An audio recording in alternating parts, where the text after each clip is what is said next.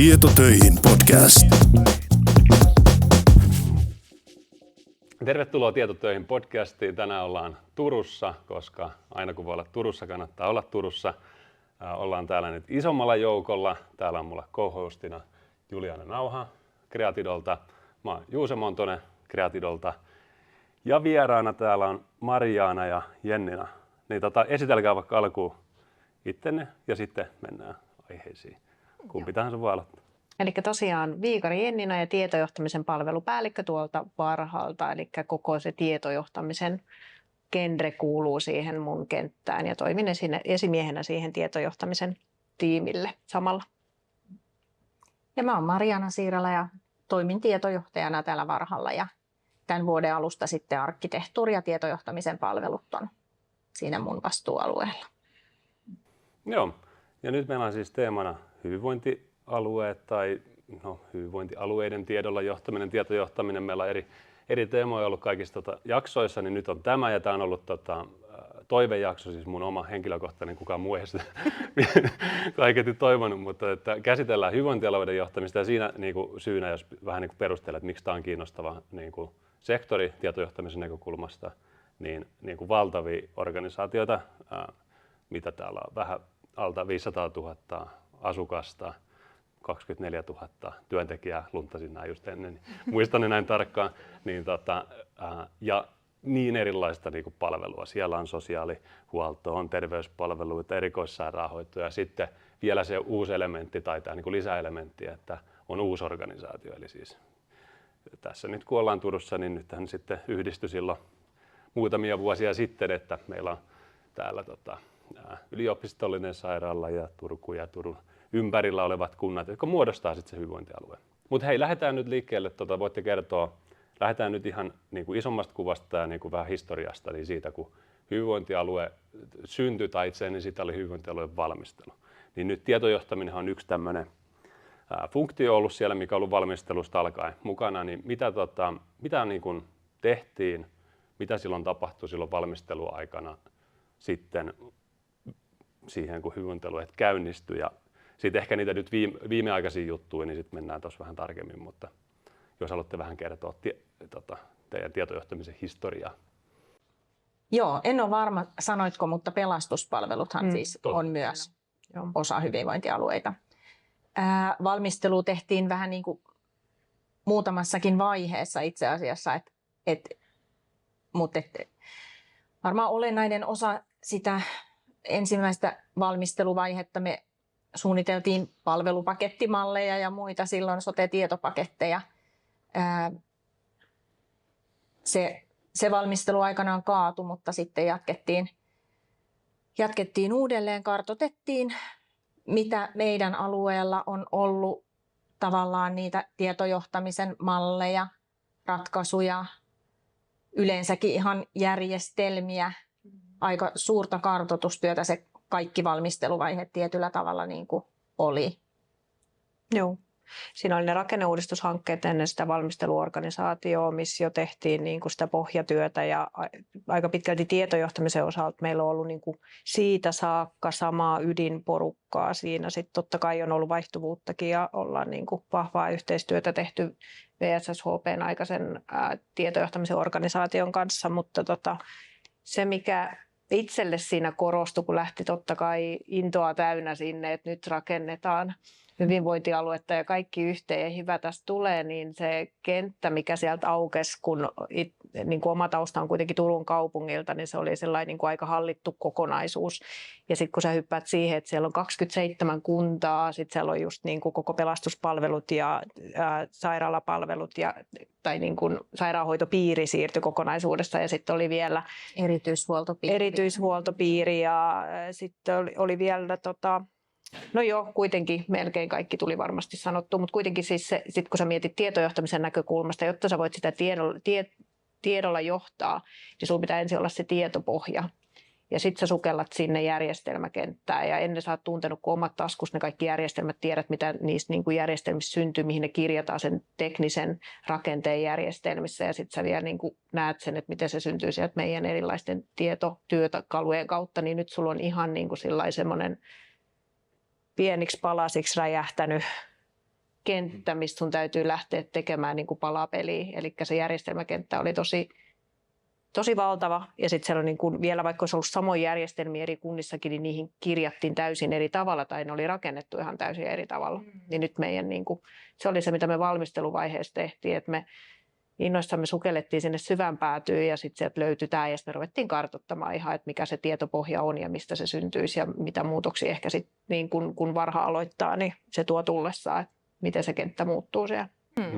Ja Varsinais-Suomikin on sitten alueena just tämmöinen pirstale maakunta, ehkä semmoisista puhuttiin ainakin jossain kohtaa, Kyllä. että osa alueesta oli ehtinyt siinä kohtaa tekemään vähän enemmän sitä yhteistyötä ja valmistelua, niin täällä päästiin aloittamaan aika alusta sitten se kehittäminen ja se yhteistyö. Me ei tässä olla yksi asiakas- ja potilastietojärjestelmä, mikä meiltä puuttuu, mitä täältä Suomen alueet löytyy. Kaikki muut löytyy ja monta eri instanssia. Se oli niin kuin se. Just näin. Mutta tosiaan, eli tavallaan tilanne se, että nyt meillä on tämmöinen mosaikki tässä ja nyt onkin sit pitäisi olla kohta yksi tietopohja, eli nyt kun on yksi Varha, niin sitä kaiketi nyt sitten tapahtuu. Ja sitten siinä tulee peliin sitten, että järjestelmän lisäksi se alusta. Eli kun tässä meillä tietojohtamisen ja data-analytiikan parissa niin kuin yleensä, tai se hyödyntäminen tapahtuu yleensä alustan kautta. Vaikkakin sekin on tiedolla johtamista, aina hyvä sanoa, tai niin kuin mainita se, kun se järjestelmästä tehdään sote-termien ensiokäyttöä, niin sehän on myös ihan yhtä lailla tiedolla johtamista. Eli tämä on niin kuin toisiokäyttö sitten se, kun se menee alustan kautta ja sitten sitä hyödynnetään tietojohtamisessa. Mutta mitä sitten teitte? Että se yhteinen tietopohja, kun kartoitettiin, niin mitä sitten tehtiin? No sitten me oikeastaan lähdettiin varmaan aika lailla sen käsitemallinnuksen kautta lähestyä sitä Varhan yhteistä tavallaan niin kuin käsitteistöä ja palveluita ja asioita, mitä me tarvitaan. Ja ei ensivaiheessa lähdetty rakentamaan varsinaista alustaa ja integraatioita niihin kaikkiin vanhoihin järjestelmiin, vaan pyrittiin sitten tunnistamaan eri järjestelmistä, miten tämä tieto pystytään nyt kuitenkin koostamaan. Ensin vähän niin kuin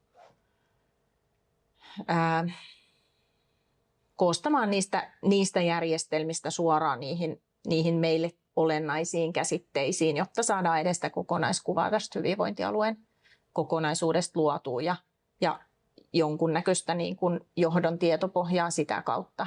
Ja nythän meillä viime kesänä sitten yhtenäistettiin sosiaalihuoltoon järjestelmä ja perusterveydenhuoltoon, eli pikkuhiljaa alkaa sitä yhtenäisempää tietopohjaa syntyä ja mahdollistaa sitten ihan uusia asioita taas tässä myöhemmin. Erikoissairaanhoitoon vielä pyritään sitten sitä, tai tavoite on tämän vuoden aikana sitten saada vielä se järjestelmä sielläkin uusittua. Eli sitten niin tämmöinen mallilähtöinen data-alusta niin rakennettu, mikä on fiksu, ja mä oon nyt vahvasti tämän lähestymistavan, tai on nyt ollut aikaisemminkin puolesta puhuja, niin siitä on hyvä mainita, että sehän on fiksu tapa, eikä miettiä ne yhteiset, on niin noin tommoinen monipuolinen toi pohja, kaikilla on samoista asioista tietoa, mutta vähän eri muodossa siellä järjestelmässä, niin silloin pitää aika määritellä ne, tarkoitetaanko me samaa asiaa tällä käsitteellä ja miten se sitten yhdistetään siellä alustalla sitten fyysiseksi tietomalliksi. No sitten varmaankin jotakuinkin, kun tätä on tehty, niin sitten olette kuitenkin pitänyt alkaa niitä tietotuotteita jo tekee. Eli jo alkaen ensimmäisestä päivästä niin johto on tarvinnut nyt erilaisia lukuja. Ja sitten samaan aikaan on pitänyt heti raportoida valtiolle valtakunnallisesti asioita. Niin mitäs siellä sitten? No me oikeastaan lähdettiin aika kunnianhimoisesti tekemään tämmöistä rinnalla, kun totta kai mehän on siis uusi organisaatio, uudet ihmiset, osa ei ole ollut ollenkaan niin kuin sillä tavalla niin kuin välttämättä hyvinvointialueen toimintojen tai palvelujen kanssa tekemisissä, niin se, että sulla on ihmiset laitettu eri puolilta yhteen, sulta puuttuu kaikki prosessit, sulta puuttuu kaikki työkalut, sulta puuttuu kaikki yhteiset tavat tehdä ja sitten niin kuin vielä se, että se ymmärrys, osa meistä oli ollut valmisteluorganisaatiossa, tietopohjaymmärrys ja se mitä siellä on vastassa, niin oli olemassa, mutta sen myös ajatusmallin, että tässä ei nyt ole helppoa tapaa tehdä, että nyt täytyy niin kuin saada nämä kaikki yhteen ja mallintaa niin kuin myös tätä meidän tapaa tehdä työprosesseja ja tämmöisiä. Mutta siinä sivussa, tämän kaiken sivussa me lähdettiin tekemään tämmöistä, niin kuin mä sanoin, niin puoliautomaattista, eli siis ihan kun me ollaan mallinnettu joku tieto, mikä se tietotarve on, se tietosisältö, mitä me tarvittiin, niin kun, jotta me saadaan varhatasosta tietoa, niin ne tiedot, niin kun, mitä me ei saatu, meillä siirtyi niin kun, isoja tietojohtamisen ratkaisuja niin kuin VSSHP:ltä ja Turun kaupungilta, mutta ne oli niin kuin kaikki eri siiloissa, että niitä ei pystynyt niin kuin yhteen hyödyntämään. Eli sitten me tehtiin, ja siellä ei ollut missään nimessä kuin vain sitten näiden suurimpien tiedot, niin ihan vanhalla Excelillä niin jokaisesta järjestelmästä satoja Exceleitä kuukausittain, kiitos kaikille Exceleiden toimittajille, niin meidän yksikköön lähetettiin tietoja, mistä me yhtenäisesti koottiin ne yhteen ja sitten vietiin meidän tietovarastoratkaisun kautta ja tehtiin niin kuin Power BI:llä tämmöistä johdon näkymää. Ja mikä siis elää edelleenkin ja nyt koko ajan, kun meidän järjestelmäkenttä on yhtenäistynyt, niin sitä automatisoidaan ja nyt se niin kuin pikkuhiljaa rupeaa olemaan piakkoin siinä, että se tieto oikeasti tulee sieltä integraatioiden kautta. Niin se oli se, millä me vastattiin sitten taas siihen välittömään kysyntään, mikä siis, jos me oltaisiin tiedetty, mitä se vaatii meiltä, niin jokainen päivä on ollut mielenkiintoinen ja opettavainen, en mä tiedä, lähdettäisikö me ihan samalla tavalla tekemään enää. No sitten jossain kohtaa ainakin oli tietojohtamisen toimenpideohjelmaa, varhaisessa strategiassakin on mainintoja, eikö vaan, että tavallaan sieltä vähän semmoista strategisempaa ohjausta myös tehty. Joo, kun Varhalle vahvistettiin strategia ja me halutaan olla vaikuttavin ja samaan aikaan tehtiin myös meille ensimmäisiä johtamisperiaatteita, niin siellä vahvasti nousee tieto ja sen hyödyntäminen erinäköisesti, niin haluttiin lähteä sitten sitä strategiaa jalkauttamaan semmoisen tietojohtamisen toimenpideohjelman kautta, jossa sitten sanotettiin tavallaan, mitä tämä tarkoittaa tietojohtamisen näkökulmasta ja mitä me sitten aidosti tavoitellaan. Strategia kuitenkin on tehty ehkä sit hiukan eri näkökulmasta, niin me keskityttiin sitten tähän ja niihin tavallaan kehittämiskohteisiin ja niiden tunnistamiseen, millä askelilla me sitten ehkä päästään siihen tavoitteeseen, että meillä on se yhteinen tietopohja, jota me osataan hyödyntää ja päästään sitten ennustamaan ja ennakoimaan ja reagoimaan. Joo, kyllä. Eli tavallaan se, että nehän on ne päätavoitteet, on ne mitä on strategiassa, mutta se tietojohtaminen on yksi keino päästä sinne, kuin myös laajemmin digitalisaatio ja tekoäly ja kaikki. Että tavallaan. Joo.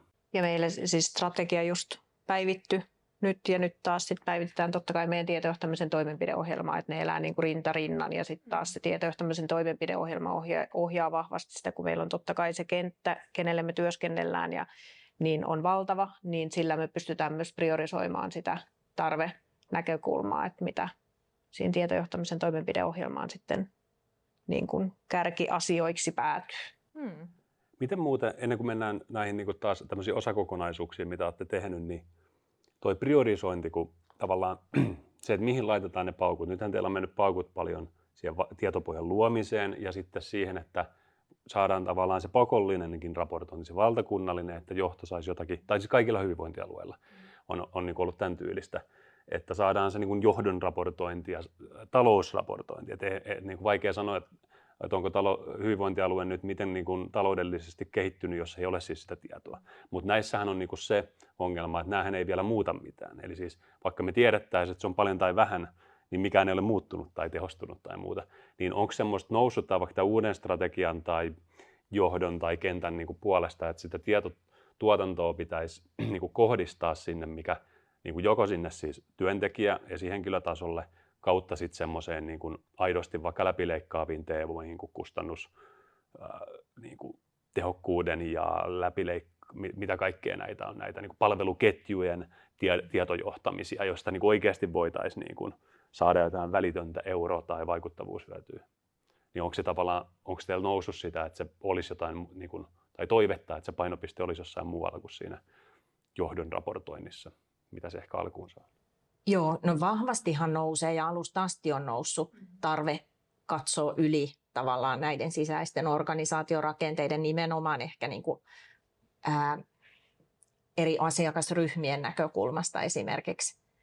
Mutta se kyvykkyys meillä siihen vastata ei tietysti ole sellainen ollut, mitä oltaisiin haluttu tietysti alusta asti, mutta sillä tavoitteella sitä rakentamista ja tietopohjaa ja sitä mallintamista, käsitemallintamista on tehty, että mahdollistetaan sellainen jatkossa.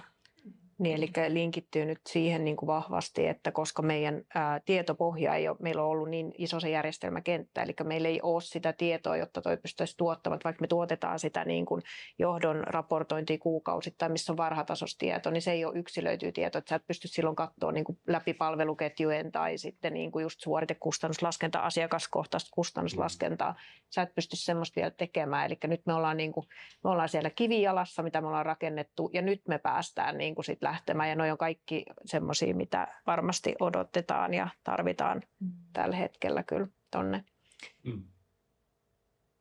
Eli nyt tässä tulevina vuosina tästä eteenpäin nyt sitten tavallaan ne tietojohtamisen lupauksia pitää alkaa lunastaa. Nyt siinä on laitettu niin kuin investoitu se tietopohja, niin nyt sitten, mutta siinä on muuten se oma korostaen, että sehän ei ole vaan tietojohtamisen funktio ei voi sitä yksin niin kuin tehdä, vaan Juliana voi jatkaa vaikka tästä tiedon hyödyntämisestä tai muusta, niin sitä tietohan hyödyntää sitten lopulta siellä siis ne substanssi-ihmiset siis. Ja jos he eivät sitä hyödynnä, niin se ei auta, vaikka meillä olisi mikä ennustemalli ja tietopohja. Niinpä. No, te teitte toimenpideohjelman. Miten te lähditte sitä pilkkoon, tai mitkä oli niitä ensimmäisiä asioita, mihin te halusitte tarttua siinä kehittämiskokonaisuuksissa tai hankkeissa? Miten te olette sitä pilkkonut? No siellä on varmaan, niin, sano vaan. Mä meinasin sinne ylätason niin kuin se tiedolla johtamisen kyvykkyyden kasvattaminen ja tietopohja varmaan ne niin kuin semmoiset. Niin, oikeastaan varmaan, jos puhutaan, että on se tietopohja ja toisaalta sen hyödyntäminen, se tiedolla johtaminen, niin kyllä me selkeästi tunnistettiin ehkä, että nämä pari ensimmäistä vuotta painottuu selkeästi enemmän ne sinne tietopohjaan ja kirjaamiseen ja datan laatuun liittyvät asiat ja niiden kuntoon laittaminen, jotta sitten voidaan enemmän sen pohjalta aidosti sitten niin kuin lähteä niihin hyödyntämisen, kehittämisen niin kuin tapoihin ja hyödyntämiseen. Joo. No missä vaiheessa te nyt olette sitten vaikka sen niin kuin tiedon johtamisen tai data-alustan tietoarkkitehtuurin kanssa? Mitkä on ollut viimeisimpiä käänteitä tai saavutuksia, mitä on nyt sillä saralla tullut? Nyt meillä aletaan pääsemään kiinni siihen meidän yhtenäisistä järjestelmistä tulevaan tietoon ja aidosti sitten mahdollistuu niitä niin kuin myös ehkä data-analytiikka ja sen tyyppinen sen ihan niin kuin datan pohjalta, mutta ja yhtä lailla sitten myös yhdistelemään pikkuhiljaa sitä tietoa tosiaan. Meillä on reilu puoli vuotta nyt ollut nämä yhtenäiset järjestelmät käytössä, niin se mahdollistaa paljon lisää ainakin. Niin, eli pääsette tekemään datatuotteita, yhdistämään tietoa sinne käyttäjille. Kyllä, juu. Ja sitten meillä on itse asiassa kehittynyt tässä rinnalla niin ne meidän työprosessit, niin kun, mitkä lähtee sieltä, että meillä koko ajan on valmistauduttu siihen, kun se meidän datapohja on kunnossa, niin sitten päästäisiin nopeasti niin kuin myös vastaamaan siihen tarpeeseen, mikä se kentällä, että ollaan tehty niin kuin työprosessin osana semmoista, että meillä aina lähtee niin kuin tietotarveselvityksestä ja siitä lähtee vasta se niin kuin tietotuotteen. Se voi olla erityyppinen johdon työpöytä tai mikä tahansa tietotuote, työkalu niin kuin tiedon hyödyntämisen tueksi, mistä se niin kuin on lähtenyt liikenteeseen. Joo, että ne loppukäyttäjät alkaa tulemaan sinne mukaan. Ne alkaa tulemaan ja sitten mä luulen, että me ollaan saatu kehitettyä siis noita meidän omia prosesseja sillä tavalla, että me ensinnäkin ymmärretään, mitä me tehdään. Niin nyt kun meillä on, niin kuin rupeaa olemaan selkeää roolitusta siinä, niin silloin me pystytään myös vastaamaan siihen tarpeeseen. Ja nyt kun se tietopohja rupeaa olemaan siellä, niin se niin kuin sillä, että meillä on hyviä jyviä nyt käsissä. Niin, joo. Ja myös kentällä tietyllä tavalla niin ehkä aletaan tunnistaa sitä omaa roolia sen tiedon ympärillä, että miten me kaikki siihen liitytään.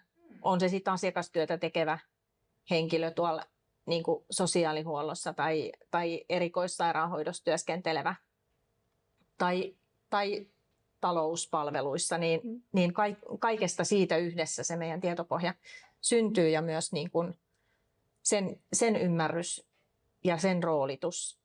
Esimerkiksi meille nyt rakentuneen datahallintamallin kautta, jota ollaan ottamassa tässä käyttöön, niin se on yksi esimerkki näistä prosesseista tietysti. Niin, mitä se datahallintamalli oikein tarkoittaa tai mitä se teille on nyt merkinnyt sitten, että te olette päässeet semmoista tekemään?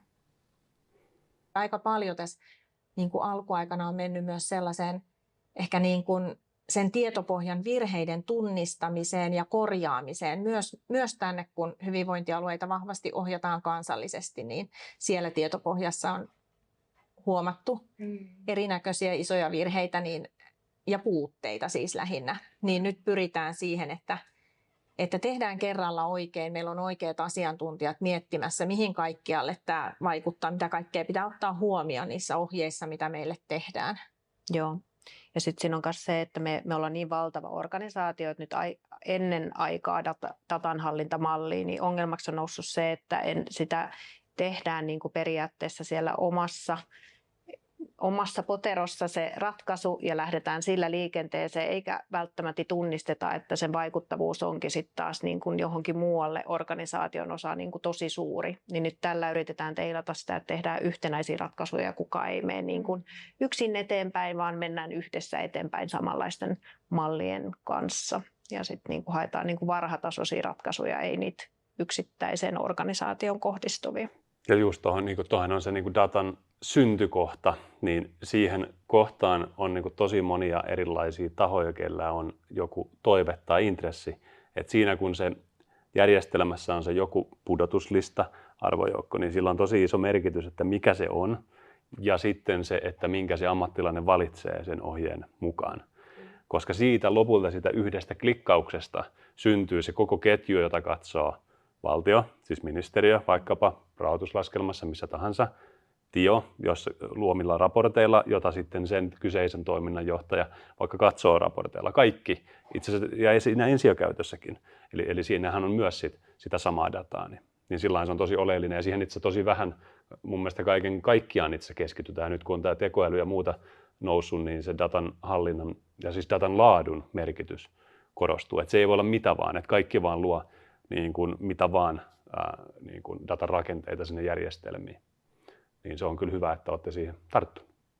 Mutta sitten datan elinkaaresta, niin se syntyy siellä datahallintamalli. Niin. Ja sitten te kuvailittekin jo tietotarpeesta niin kuin tietotuottajaksi prosessia, jossa se siirtyy niin kuin se sama data sitten sen toiminnan tietotarpeen kautta hyödynnettäviksi tietotuotteeksi, eli tavallaan tämä toisiokäytön prosessi.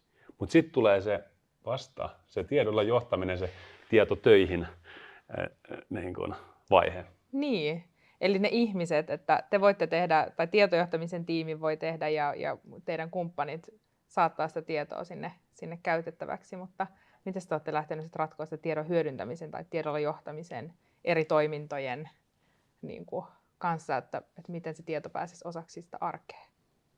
No meillä on varmaan meidän yksi niistä pääprosesseista on se tiedosta toimintaan prosessi, minkä osaksi nyt kehitettiin niin tämä tiedon hyödyntämisen malli yhteistyössä teidän kanssanne, kiitos siitä. Ja sitten taas tämä tiedon hyödyntämisen malli, se on työkalu osana meidän johtamismallia, eli osana meidän johtamismallia jalkautetaan siihen, että miten sitä tietoa sit jatkohyödynnetään meidän organisaation eri osissa. Et jos mä mietin sitä tietojohtamisen näkökulmasta, niin meidän tavoite on omana yksikkönä siis sillä tavalla nostaa siis koko organisaation tietojohtamisen kyvykkyyttä, mikä linkittyy siis totta kai siihen tietopohjan kehittymiseen että siihen tiedolla johtamiseen. Mutta se, mitä me voidaan tehdä, niin me voidaan tuottaa semmoisia toimintoja ja toimintamalleja, mitkä sitten yhdessä asiantuntijajoukon kanssa jalkautetaan osaksi varhan toimintoja. Et meitä on niin vähän, että me ei pystytä täällä yksittäisiä organisaatio-osia, vaikka kuin haluttaisiin, päivittäin tai siis auttamaan niin paljon, mutta se, että jos me sillä toimintamallilla pystytään auttamaan heitä siinä tiedon hyödyntämisessä tulemaan tai hyödyntämään tietoa paremmin, niin se on tosi tärkeä juttu. Ja sitä varten tämä tiedon hyödyntämisen malli nyt on kehitetty. Ja se on vielä, voi olla ehkä tietojohtamisen ihmisille vielä jokseenkin hahmotettavissa, että minkälaista tietoa on saatavilla ja missä se on ja ehkä ajatus siitä, että milloin sitä pitää hyödyntää, mutta sitten tuolla toiminnassa on ihan valtava joukko ihmisiä, joille näin ei välttämättä ole samalla tavalla arkipäivää, niin tuommoinen toimintamalli varmaan pystyy vastaamaan myös siihen, että pystytään selkeyttämään sitä, että mikä se kunkin kokonaisuus on. Ja tietysti sitten, kun se on vielä osana tuommoista johtamismalli-uudistusta, niin vielä terävöittää sitä, että se kytkeytyy sinne organisaation tavoitteisiin ja siihen omaan johtamisrooliin. Niin. Kyllä. Ja se on tosi keskeistä, että ne tavallaan organisaation ylhäältäkin tulevat tavoitteet ymmärretään, mitä ne tarkoittaa siinä oman yksikön toiminnassa ja mihin suuntaan tavallaan itse, mitä tietoa hyödyntämällä pystyy varmistamaan, että menee siihen suuntaan, mitä tavoitteet on. Kyllä. Ja osana johtamismallia tämä periaatteessa ne raamit rakentuu tälle kokonaisuudelle jo ja sieltä tulee ne ylätason tavoitteet, mitä kohti meidän kaikkien ihan millä tahansa johtamisen tasolla pitää pyrkiä. Mutta sitten just se, että millä me sitten saadaan se ajatusmalli 24 000 ihmiselle, niin siinä tulee tämä tiedon hyödyntämisen malli. Että sitten se on semmoinen, minkä kautta toivottavasti se ymmärrys laajenee. Jos ajatellaan, että meillä on johtaminen tai johtamismalli jollain tapaa kaikilla, ja sitten meillä on nyt vaikka data täällä ja meillä on nyt tietotuotteita, niin sehän olisi kiva, jos siellä olisi sellainen imu, että automaattisesti oikealla hetkellä oikeat ihmiset hyödyntää oikeaa tietoa ja tekee sillä jotain tällaisilla perusfraaseilla kuvattuna.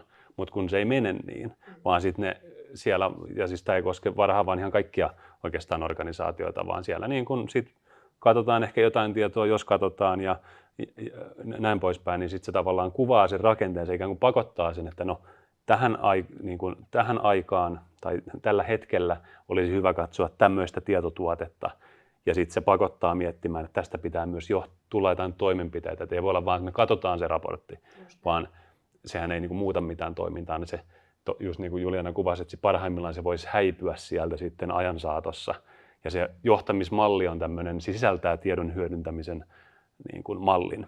Joo, ja ihmisethän tulee eri vaiheissa, että eihän kaikki tule samoista lähtökohdista, niin sitten jokainen aloittaa sen tiedolla johtamisen matkansa jostain kohtaa, ja sitten siinä on erilaisia työkaluja. Teilläkin on paljon erilaisia prosesseja, työkaluja ja raportteja, mistä voi. Joo, ja sitten meidän organisaatio, mikä meidänkin tahtotila on, että me saataisiin meidän organisaation just tietojohtamisen kypsyystaso ehkä kaikilla alueilla saman tasoisiksi, ja sitten ne alueeroavaisuudet on totta kai toisilla on ollut paljon enemmän jo teknologian myötäkin mahdollisuuksia tehdä tietojohtamista ja toisilla vähän vähemmän, niin saattaa se samalle tasolle, niin sitäkin työtä me tehdään vielä, koska alue on tosi ja palvelut ja palvelukokonaisuus ja alue ne on tosi erilaisia.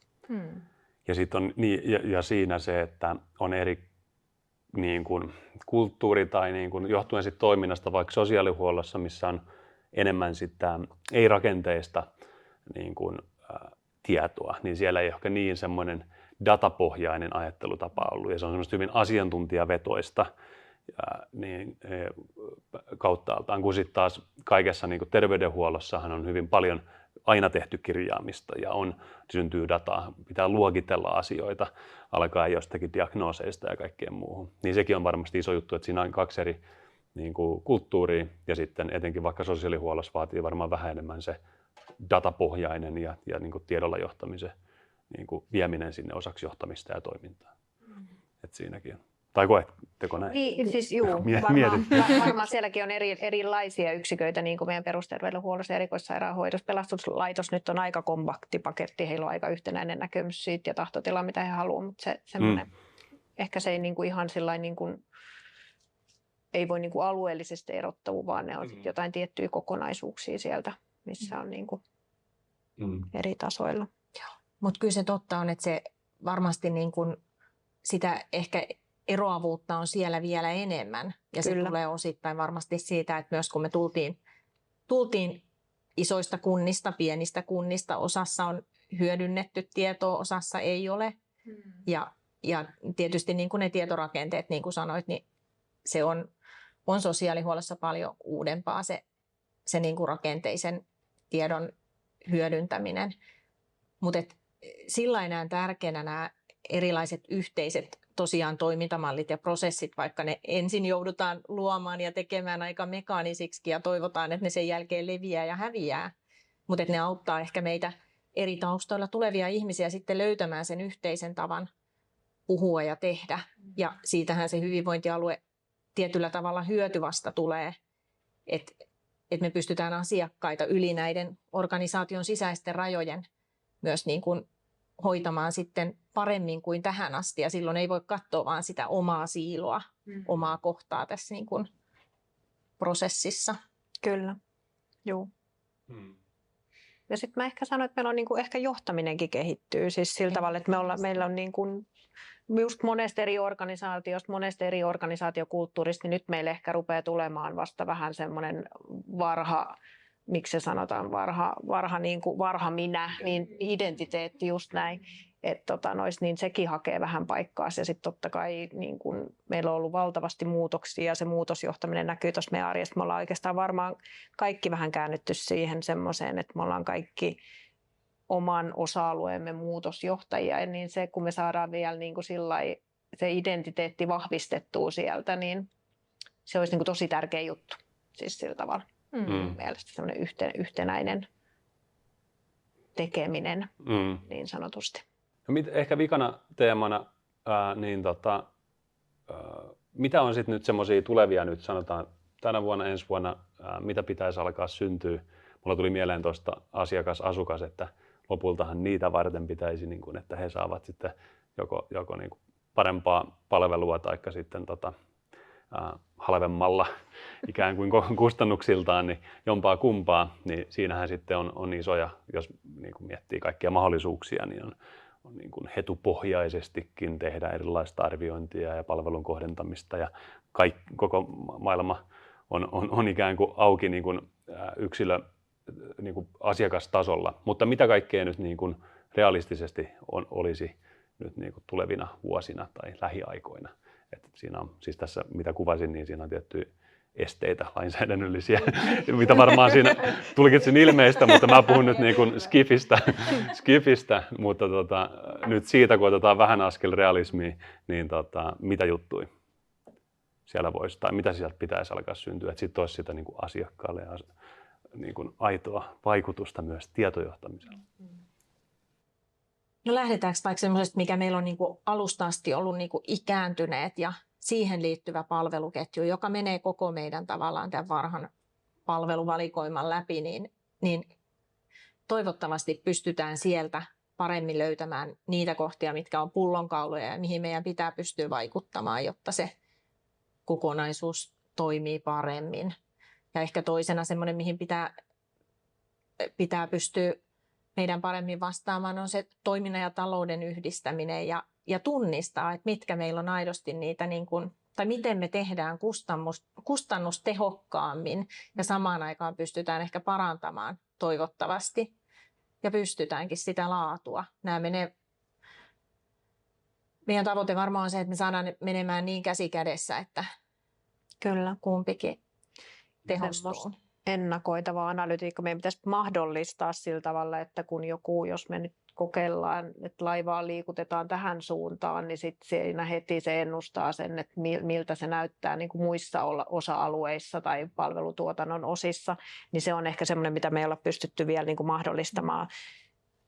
Niin se on varmaan se. Ja sitten yksi on isona totta kai tekoäly. Että se on ehkä semmoinen, mikä niin kuin varmasti otetaan vahvemmin haltuun tulevaisuudessa ja se kehittyy niin paljon, että en osaa oikein itsekään ennustaa, mitä esimerkiksi 5 vuoden päästä me pystytään sen kanssa tekemään ja tuleeko jotain muutoksia, että saako sitä hyödyntää niin kuin missä käyttötarkoituksissa ja tapauksissa sit meidän näkökulmasta. Ja paljonhan tässä nyt on juuri lainsäädäntöä ja muuta, mitkä kyllä sitten rajoittaa, että nämä mitä kuvasin, niin on ihan siis mahdollisia. Niillä voidaan tehdä vaikka mitä hienoa juttuja, mutta se tosiaan siellä on kuitenkin lakia noudattaen pitää tehdä. Mutta siis sehän on lainsäädännöllinen asia, joka on sitten heidän lainsäätäjien tehtävä miettiä, että mitkä oikeudet ja prioriteetit meillä on. Mutta mitä kuvasitte, niin noi on jo aika pitkälle vietäviä. Tuo systeemisyys korostuu, että tavallaan se, että kun tätä muutetaan näin, mikä se vaikutus on, ikään kuin tämmöinen hyvinvointialueen niin kuin digitaalinen kaksonen pitäisi olla. Kyllä. Ja se ei ole mikään ihan helppo, mutta se tietopohja nyt kuitenkin on siellä, että se vaatii sitten vähän menetelmiä vaan. Joo. Mutta ei tuosta semmoista muutospainetta kyllä puutu sote-pelasektorilta, että kyllä siellä on niinku paljon odotuksia ja paineita saada niinku uudistusta ja tehoja irti, että työtä riittää. Jokainen päivä on erilainen. Joo, no mutta hei, lopetellaan tähän, niin tekin pääsette vielä muihinkin tehtäviin. Takaisin vielä, sinne niin töihin. Kiitos tosi paljon, kun Kiitos osallistuitte. teille. Kiitos. Kiitos. Teille. Kiitos.